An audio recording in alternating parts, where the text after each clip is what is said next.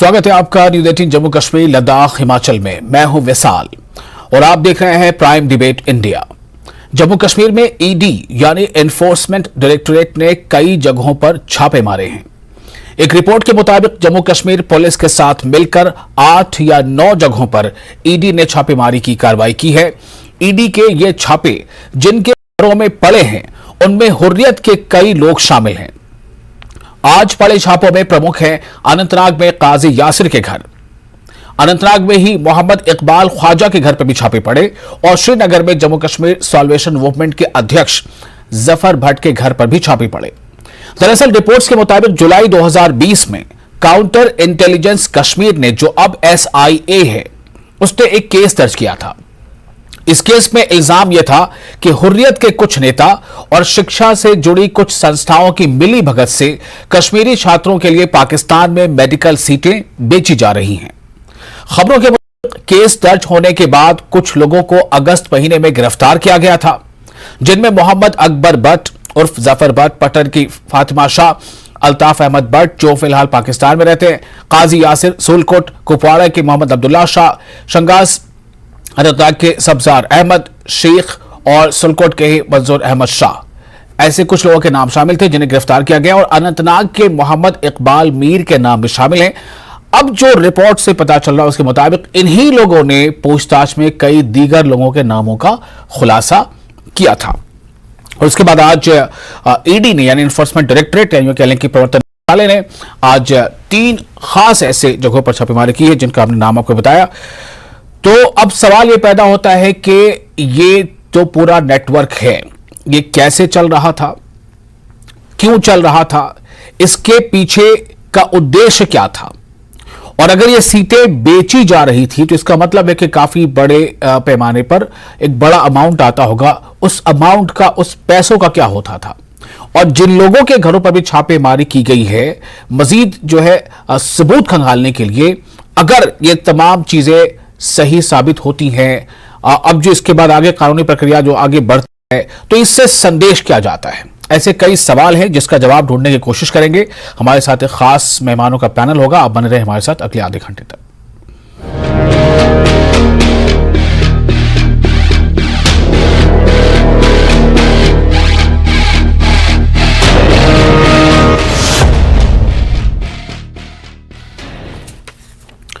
तो हम आपको बता दें कि हमारे साथ जो पैनल है उनमें कई खास लोग हैं। हमारे साथ हैं निमरनदीप सिंह भुल्लर जो स्टेट स्पोक्स पर्सन है DPAP के, जो गुलाम नबी आजाद जो पार्टी बनाई है, और हमारे साथ अल्ताफ ठाकुर हैं, स्टेट प्रवक्ता हैं BJP के, और अरुणिमा हमारे साथ मौजूद हैं, एडिटर है इंटरनल सिक्योरिटी नेटवर्क 18।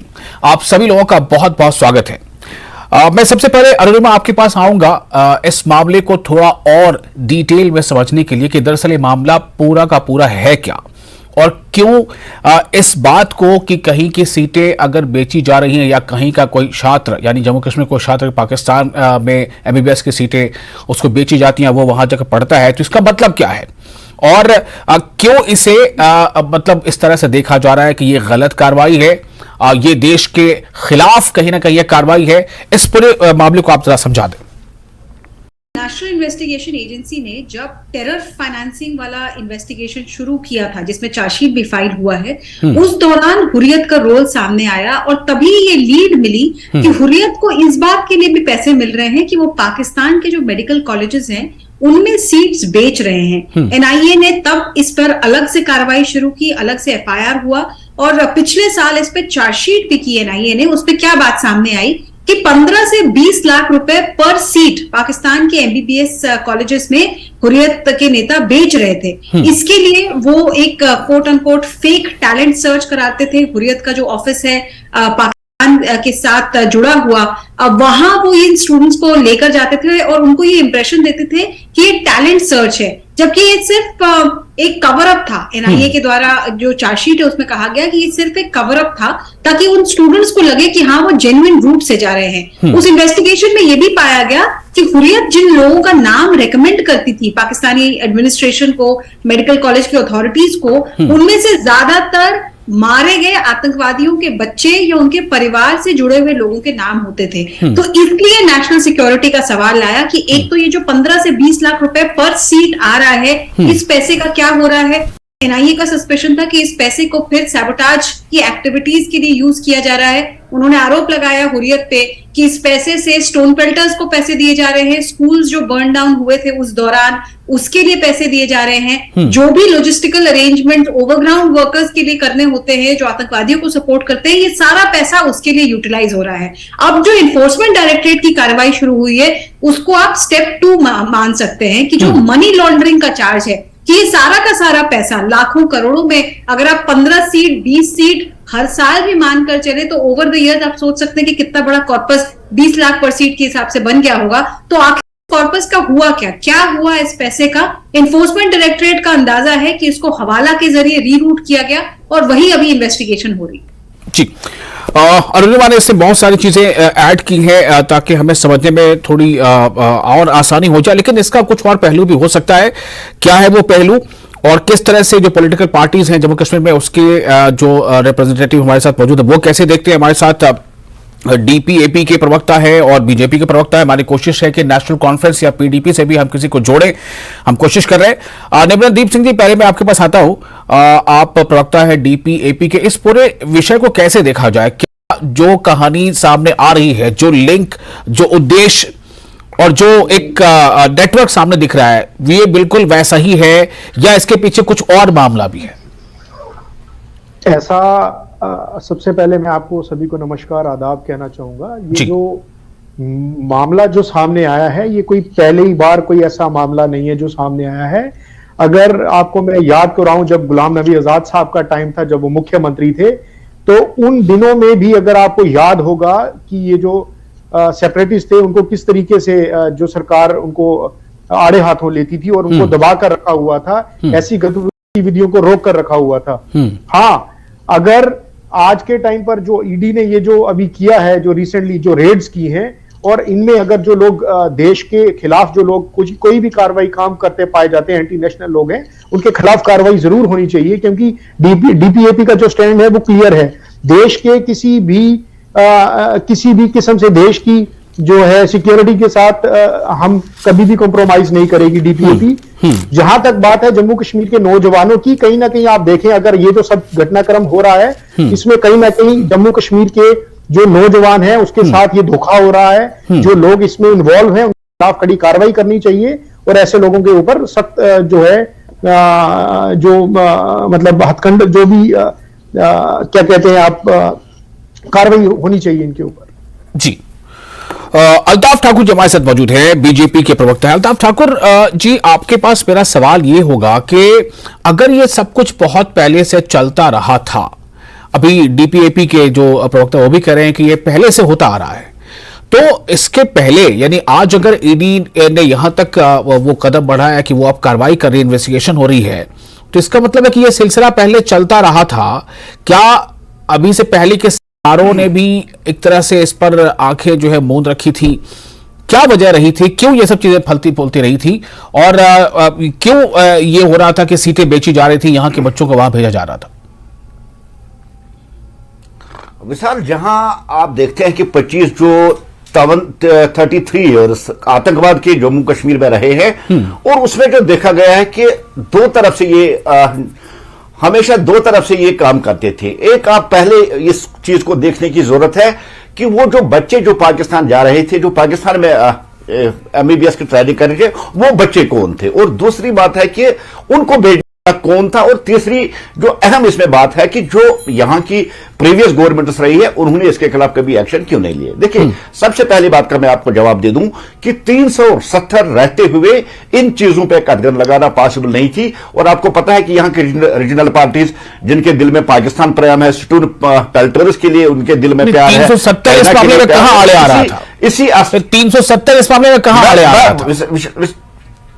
देखिए, मैं बताऊं, 370 खत्म होने के बाद जैसे ही आतंकवाद पर एक कड़ा प्रहार हुआ और एक निर्णायक लड़ाई जो आतंकवाद के साथ शुरू हुई है, उस लड़ाई में सबसे पहले खाली आतंकवाद को आतंकवादी मारना ही शामिल नहीं था। आतंकवादी को कहां से फंडिंग होती है और आतंकवाद को सपोर्ट करने वाला कौन है, इन खास चीजों पे खास अमल दखल किया गया। और उसमें देखा गया कि जो नामनिहाद हुर्रियत या जो टेररिस्ट लोग रह चुके हैं, उन्होंने एक हवाला के जरिए यहां उन बच्चों जो या तो मिलिटेंट के बच्चे हुआ करते थे या हुर्रियत के बच्चे हुआ करते थे या जो पाकिस्तान पे फेथ रखने वाले बच्चे थे, उन बच्चों को ही पाकिस्तान एमबीबीएस के लिए भेजते थे।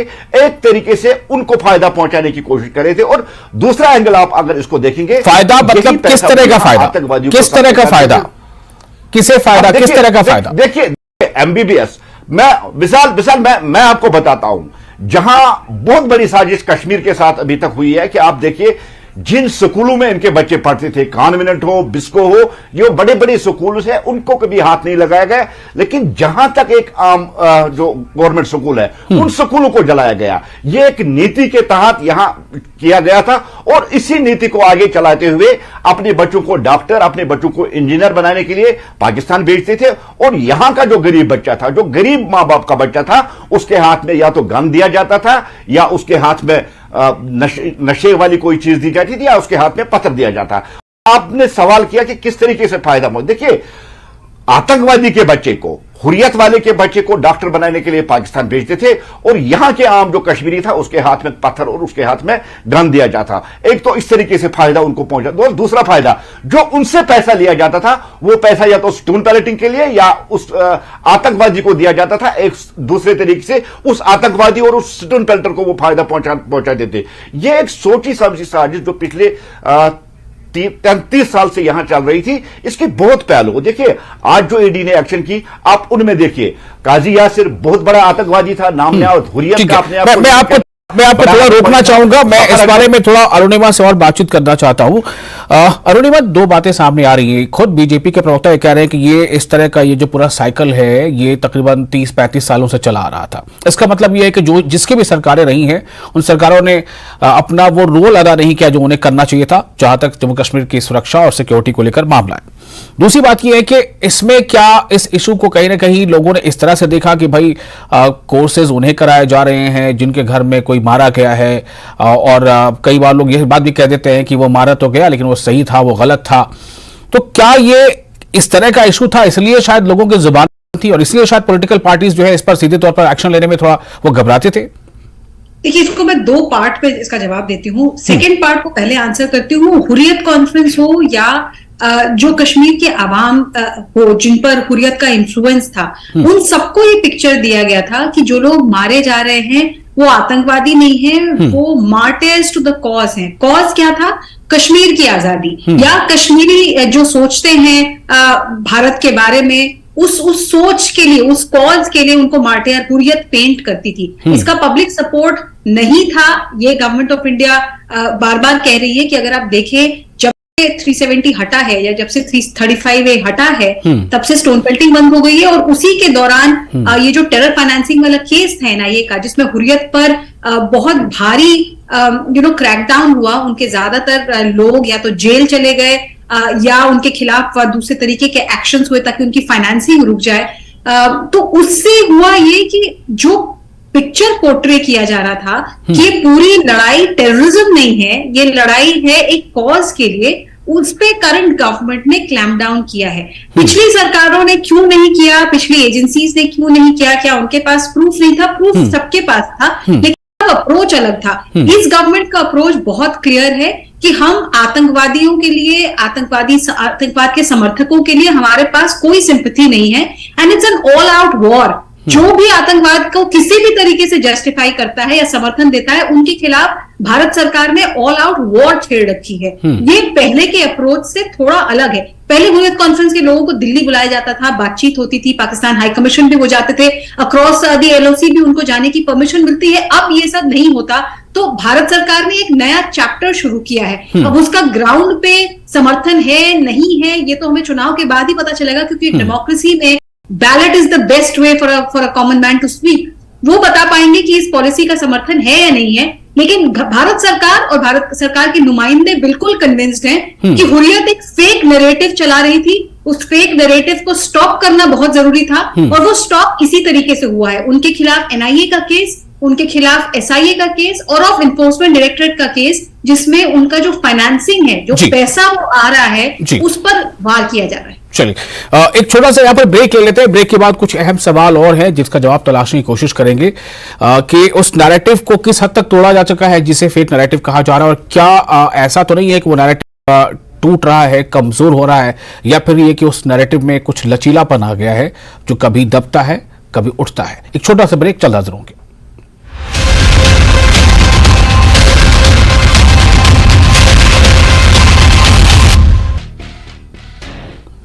ब्रेक के बाद एक बार फिर आपका स्वागत है। आप देख रहे हैं प्राइम डिबेट इंडिया। आज हम चर्चा कर रहे हैं एमबीबीएस सीट का आतंक लिंक। जी हां, जिस तरह से एमबीबीएस सीट रैकेट का आतंक लिंक, ये जो सामने आई है बात, ये दरअसल पूरी चर्चा जम्मू कश्मीर को लेकर हो रही है। और 2020 में एक केस जो दायर किया गया था, उसके मुताबिक हुर्रियत के कुछ लीडर्स, हुर्रियत के कुछ नेता, कुछ शिक्षण संस्थाओं के साथ मिली भगत करके वो पाकिस्तान में एमबीबीएस की सीटों को, कुछ सीटों को, या 10, 20, 50 जो भी हो, उन सीटों को जम्मू कश्मीर के छात्रों से बेचते थे। अब सवाल ये पैदा होता है कि ये क्यों करते थे, उसके बदले में जो पैसा आता था वो पैसा का क्या होता था। तो जो रिपोर्ट है उसके मुताबिक यही बात सामने आई कि आरोप ये है कि उन पैसों का आतंकवाद के समर्थन में इस्तेमाल होता था, ये आरोप है। और इसी आरोप के तहत जो है 2020 में केस दर्ज किया गया था। उसके बाद कुछ गिरफ्तारियां भी हुई थी, करीब 7 या 8 गिरफ्तारियां हुई थी। और उन गिरफ्तारियों के बाद जो पूछताछ में नाम सामने आए थे, उनमें कुछ ऐसे नाम भी थे जो चौंकाने वाले। और उन्हीं नामों में जो अहम नाम है, जैसे यासिर हो, काजी यासिर, या जफर ख्वाजा, इकबाल मोहम्मद खालिद, तो ऐसे कुछ नाम जिन पर आज छापेमारी हुई है। हम चर्चा इस बात को लेकर कर रहे हैं कि आखिर ये बीमारी क्या अचानक आ गई, ये जो आतंकवाद पे ये जो खतरनाक खेल था ये अचानक आ गया, या पहले से ही ये चीजें चल रही थी, पल रही थी, और अब इसका आगे इसका अंजाम क्या होगा। हमारे साथ निबंदीप सिंह जी है, मैं उनके पास फिर से एक बार आना चाहूंगा। निबंदीप सिंह जी, आपने बहुत सारी बातें बताई हैं कि जब आजाद साहब थे तब भी ऐसा होता था, वैसा होता था। मैं ये जानना चाहता हूं कि आपके सामने ही मौजूद हैं अभी बीजेपी के प्रवक्ता, वो भी इस पर कार्यक्रम मौजूद, वो भी कह रहे हैं कि पिछले 30-35 सालों से ये सब चीजें होती रही हैं, क्यों नहीं आपके वक्त की सरकार ने इसे रोका? सर, आपको लगता है कि जो उस टाइम सरकार होगी उसने कुछ नहीं किया होगा? आपको लगता है कि जो 70 सालों से ये जो देश चल रहा है, ये उससे जो बीजेपी आज कर रही है उससे पहले कोई सरकार ने कुछ नहीं किया होगा? ये सिर्फ लोगों में भ्रम फैलाया जाता है कि हम लोग काम कर रहे हैं, पहले 70 साल किसी ने काम नहीं किया। आजाद साहब अपने टाइम पर जब वो मुख्यमंत्री थे, उन्होंने डटकर जो ऐसे लोग थे उनके ऊपर कार्रवाई भी की। आपको बताना चाहूंगा, भाई साहब अभी बोल रहे थे कि 370 हटा तो ये हो गया, वो हो गया, क्या हुआ मुझे बताएं। आज कहते थे 370 हटेगा आतंकवाद खत्म होगा, तो क्या आज आप मानते हैं कि आतंकवाद जम्मू कश्मीर में पूरा खत्म है? अगर खत्म है तो मैं लास्ट टाइम भी मेरी जब आपके चैनल पे डिबेट हुई थी, मैंने यही बात बोली थी, अगर खत्म है तो फिर क्यों ये जो है टारगेटेड किलिंग्स हो रही हैं? कि क्या 370 हटने के बाद जम्मू कश्मीर में एक भी किलिंग नहीं हुई? क्या 370 का बार बार रोना रोया जाता था? क्या आप बताएं कि उसके बाद नौजवान को नौकरी मिलना शुरू हो गई? ये बातें जो है, ये ईडी पहले भी काम करती थी। अब ये है कि अब उसको आप ज्यादा अपने पॉलिटिकल गेम्स के लिए, कुछ चीजों को डेविएट करने के लिए आप उनको आगे कर देते हैं कि ताकि उसके ऊपर नौजवान ये ना पूछे कि मेरी नौकरी का क्या हुआ। आप तो वो लोग हैं, आप कहते हैं जी पकोड़े तलो। प्रधानमंत्री खुद कहते थे कि इन हाथों में कलम होनी चाहिए, तो किसने रोका आपको इन हाथों में कलम पकड़ाने से? कितना टाइम लगेगा? There is a time frame, चुनाव करवाइए। अगर सब कुछ ठीक है तो क्या दिक्कत है फिर? अल्ताफ ठाकुर जी, अगर सब कुछ ठीक है, आतंकवाद खत्म हो गया है, कश्मीर में तरक्की वापस आ गई, अमन शांति वापस आ गई, तो फिर चुनाव क्यों नहीं कराए जा रहे हैं? ये सवाल है इनका, डीपीएपी का। मैं रणदीप सिंह जी से ही कहना चाहता हूं, एक पॉलिटिकल पार्टी वो भी है, और मैं उनसे कहना चाहता हूं, क्या पॉलिटिकल पार्टी इलेक्शन कराती है? इलेक्शन कराती है इलेक्शन कमीशन ऑफ इंडिया, जहां आप उसको काम करने देना, ठाकुर साहब उनको काम करने देना।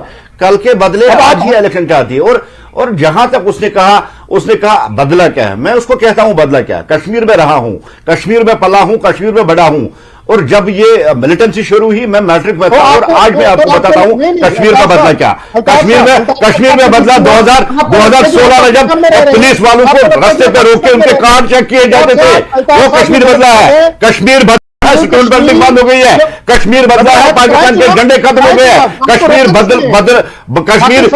बदला है, आतंकवाद खत्म हो गया। और अब देखिए चोरों की तरफ, लुटेरों की तरफ आके किसी नैतिक कश्मीरी पंडित से बाहर करना, उसका मतलब नहीं है कश्मीर में आतंकवाद है। आतंकवाद अपनी आखिरी सांसें ले रहा है और आतंकवाद को हमने, कहां रहा रियाज जयपुर, कहां रहे बड़े बड़े खूंखार आतंकवादी, हमने आतंकवाद को खत्म करके रखा है। और आज देखिए रही लाल चौक, जिस लाल चौक में हुर्रियत के झंडे लहराए जाते थे, पाकिस्तान के झंडे लहराए जाते थे, आज वहां तिरंगा लहरा रहा है। और ये वही पॉलिटिकल पार्टीज है जिन्होंने 30 साल तक यहां राज करके यासीन मलिक को दिल्ली में कॉन्फ्रेंस में बिठाया। वही पार्टियां हैं जिन्होंने गिलानी को सिक्योरिटी दे दी, वही पार्टियां हैं जिन्होंने आसिया इंद्रानी को प्रोटोकॉल दे दिया। और 2014 के बाद आप देखिए आज यासीन मलिक जेल में है, आज आसिया इंद्रानी जेल में है, आज शबीर शाह जेल में है। और आज किसी की हिम्मत नहीं है एक पत्थर मारे, आज किसी की हिम्मत नहीं है पाकिस्तानी झंडा लहराए। अल्ताफ ठाकुर जी, क्या इसका संदेश क्या जाता है? क्या पॉलिटिकल पार्टियां ये चीख कर नहीं कह रही हैं हम शासन में थे तब सब कुछ था, अब हम शासन में नहीं है, दूसरे तरह की सरकार है तो सारा कुछ ठीक हो गया है, सब अमन शांति है, तो फिर आप इस बात की ये आवाज ही क्यों उठाते हैं कि भाई इलेक्शन भी होना चाहिए और हमें शासन चाहिए? जब इलेक्शन की बात आती है तो ये कहते हैं जी ईसीआई करवाएगा, इलेक्शन कमीशन ऑफ इंडिया देखेगा, वो देखेगा। जब और कोई बात आती है, करप्शन आपके दौर में सबसे ज्यादा हुई है, आपको मालूम होना चाहिए। सब इंस्पेक्टर का जो एग्जाम हुआ, जबकि सबसे बड़ा ऑपरेशन और मुझे एक सिंगल हड़ताल बता दीजिए ना, आप कहां से हड़ताल है? और जहां तक इलेक्शन का ताल्लुक है, भारतीय जनता पार्टी चाहती है इलेक्शन हो, हम इलेक्शन के लिए तैयार है, हम के बदले आज इलेक्शन चाहते हैं और आज इलेक्शन के जरिए लोग मंडे देंगे। और ये और पॉलिटिकल पार्टियों को याद रखना चाहिए, भारतीय जनता पार्टी स्टेट पे स्टेट जीत के आ रही है और अब जम्मू कश्मीर की बारी है और जम्मू कश्मीर में भारतीय जनता पार्टी पूरी बॉम्ब भूल जाए आप जम्मू कश्मीर को, आपने जम्मू कश्मीर के लिए फाइनल कमेंट के लिए मैं एक बार फिर अरुणिमा के पास आना चाहूंगा। अरुणिमा, एक तरफ तो अल्ताफ जी जो है खुलकर कहते हैं कि पहले ये सब चीजें जो है उस पर रोक नहीं लग पा रही थी, अब लग रही है जब से 370 हटा है या जब से पिछले 2-3 सालों से। तो सवाल यहां पर यह भी है कि फिर बेहतर क्या है? तो क्या जो डेमोक्रेटिक शासन था वही बेहतर था या फिर अब जो शासन है वही बेहतर है? जब सब कुछ अब बेहतर हो रहा है तो फिर ये पार्टियां ये आवाज भी क्यों उठाती हैं कि वहां पे इलेक्शन हो और डेमोक्रेसी आए? मतलब मैं ये जानना चाहता हूं कि फिर क्या वो एक तरह से सीधे तौर पे अपनी नाकामी या अपनी नाअहली को तस्लीम करते हैं, मानते हैं वो कि हाँ जो भी पार्टियां रही उन्होंने ठीक से शासन नहीं किया और ठीक से सुरक्षा की दृष्टि से फैसले नहीं लिए, और ये जो अब कार्रवाई हो रही है ये चीज तो एक्सेप्ट नहीं करेगी कि उनके रिजीम में कोई भी प्रॉब्लम थी। और जैसा मैंने कहा, इस गवर्नमेंट में जो हो रहा है, जो भी पॉलिसीज है, वो उनके पॉलिसीज के बारे में कश्मीर के लोग क्या सोचते हैं, जम्मू के लोग क्या सोचते हैं, ये तो बैलेट के जरिए ही पता चलेगा। और इलेक्शन इसलिए भी जरूरी है और ये भारत सरकार भी मानती है, हम एक डेमोक्रेसी है, इसमें पीपल्स रिप्रेजेंटेटिव का रहना बहुत जरूरी है। और भारत सरकार बार बार ये कहती है, चाहे वो गृह मंत्री अमित शाह हो, चाहे प्रधानमंत्री हो, बार बार ये कहते हैं कि देखिए लोकल बॉडी इलेक्शंस हमने करवाए हैं जो काफी टाइम से रुका हुआ था। ये डिमांड भी आपकी जायज है। भारत सरकार की तरफ से भी बार बार बॉल इलेक्शन कमीशन के पाले में ही डाल दिया जाता है। बट जहां तक आतंकवाद खत्म हुआ नहीं हुआ का सवाल है, ये तो क्रॉस बोर्ड पॉलिटिकल पार्टीज मानेंगी कि जो स्टेटिस्टिक्स है, जो डेटा है, वो दिखाता है कि घटनाएं कम हुई है। बट हाँ, ये भी बात सही है कि जो टारगेटेड किलिंग्स हो रहा है, पहले माइग्रेंट लेबरर्स को टारगेट नहीं किया जाता था, अब उनको टारगेट किया जा रहा है। कश्मीरी पंडित जिनको अगर आप उनके एजिटेशन को देखें तो वो बार बार कहते हैं कि हमें लग रहा है कि हम 90s के दशक में लौट गए हैं। और उनके साथ सरकार का बैक एंड फोर्थ चल रहा है, वो बहुत खुश नहीं है जिस तरह के हालात हैं। और भारत सरकार ये एक्नॉलेज करती है, लेकिन ये तो मानना ही पड़ेगा कि आतंकवाद का जो स्वरूप हमने देखा था, चाहे वो बुरहान वानी के डेथ के बाद हो, स्टोन पेल्टिंग की घटनाएं हो, जितने एनकाउंटर्स हो रहे थे, वहां से सिचुएशन अब काफी डिफरेंट है। और जो ईडी की कार्रवाई है, जो एनआईए की कार्रवाई है, वो सिचुएशन को और anti terrorism and pro democracy बनाने के लिए है, ऐसा ही चलिए, एजेंसीज। बहुत शुक्रिया आप तमाम मेहमानों का इस खास विषय पर अपनी बात रखने के लिए। तो हालात बेहतर हो रहे हैं और ईडी की कार्रवाई जो है इसी तरफ इशारा करती है, और लेकिन जो वहां के जो पॉलिटिकल पार्टीज हैं उनका जो अपना सवाल है वो सवाल बरकरार रहेगा कि अगर हालात में बेहतरी है और जैसा कि गृह मंत्री का वादा था तो फिर चुनाव कब, स्टेटहुड कब, ये अपना सवाल वो उठाते से चूकते नहीं है। बहुत शुक्रिया।